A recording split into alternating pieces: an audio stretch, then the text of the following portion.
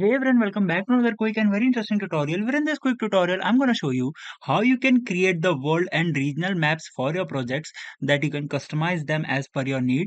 Now, in order to do it, just simply open any of the browser you have. For example, if I open the Google Chrome browser, here you have to search for maps.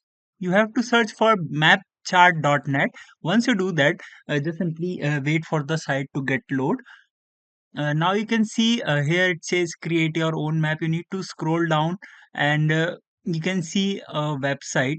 Here you have to first select the fully customizable free map of the type of map you want to create. For example, I scroll down and here you can see I have the world map or the Europe, United States or different regions maps. I can use them and customize them.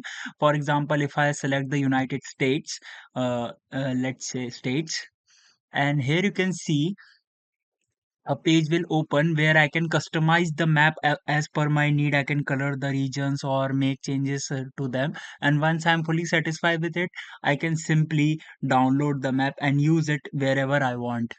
Alright, so that's it for this video. I hope this video will be helpful for you. Make sure to hit the like button and subscribe button for more such helpful and interesting tutorials.